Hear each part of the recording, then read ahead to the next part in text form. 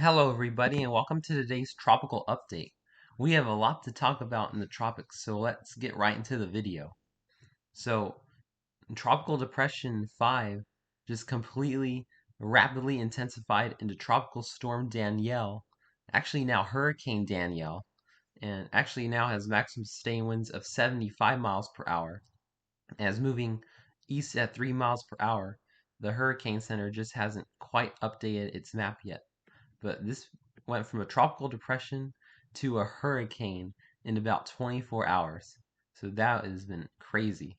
Looking at Invest 91L, this continues to have a 50% chance of tropical cyclone development over the next 48 hours and a 5% chance of tropical cyclone development over the next 5 days. And we have some interesting developments on Invest 91L I want to share with you later on in the video. And this system is pretty much a non-factor with only 10% chance of tropical cyclone formation over the next 2 to 5 days.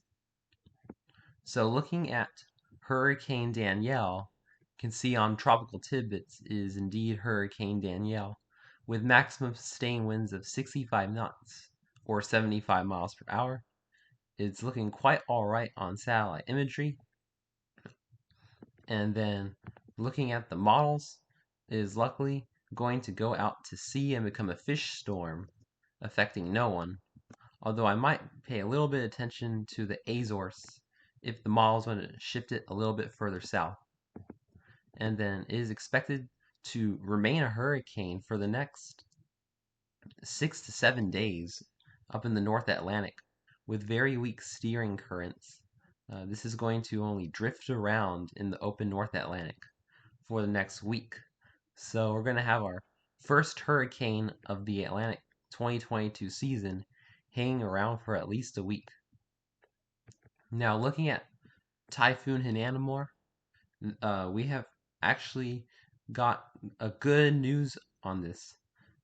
We had a massive dry air intrusion to the storm yesterday and especially last evening that completely destroyed the core of the storm, and now the core is slowly reorganizing itself as the dry air has been pushed out. But now, Hinnamnor only has maximum sustained winds of 80 knots, or it's now just a weak Category 2 hurricane equivalent of 100 miles per hour.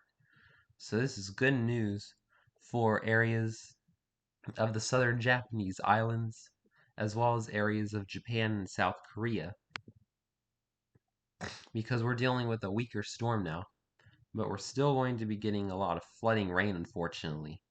And winds are still going to be between 80 to 105 knots as Typhoon Hinnamnor moves slowly north, making a landfall in Ashikajima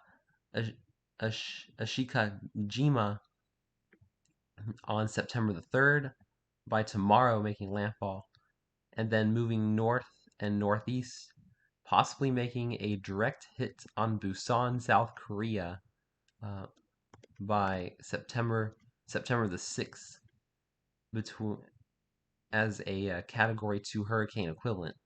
So this is still going to have some serious impacts for South Korea and Japan, as well as the islands, especially in the form of heavy rain and flooding. Now looking at Invest 91L, it continues to struggle with dry air.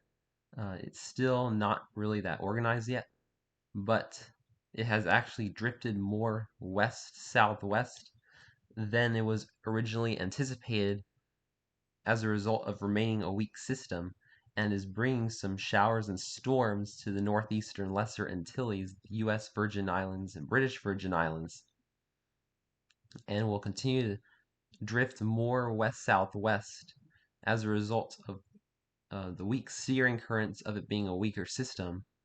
And this unfortunately could create some problems for Bermuda later down the road, as now a lot of the models want to curve it north. Here's Bermuda right up here toward the island over the next 6 to 8 days. So Bermuda, unfortunately, is back in play for potential impacts from Invest 91L. And looking at the intensity guidance map, Uh, Once we start getting into about 3 to 5 days, all the models still want to really intensify Invest 91L into a Category 1 hurricane, some even to a Category 2 hurricane in the next 6 to 8 days. So we're really going to have to continue to watch Invest 91L as the models want to shift it a little bit more to the west again. And before I close the video out, there's going to be a potential threat in the eastern Pacific to Mexico in the form of this system right here with a 50% chance of tropical cyclone formation over the next 48 hours and an 80% chance of tropical cyclone formation over the next 5 days. We have Tropical Storm Javier, but this is going to go out to sea and affect nobody. But this system here is really one to watch, as for the last 5 to 6 days, both the European and GFS model want to rapidly strengthen this into a hurricane and curve it into the Baja Peninsula. Some curve it into Mexico and have the remnants go either into the southwest or Texas.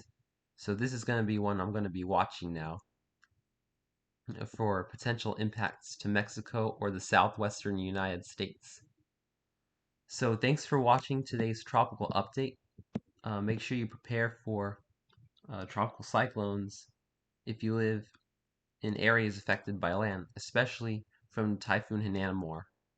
Have a wonderful day, my friends.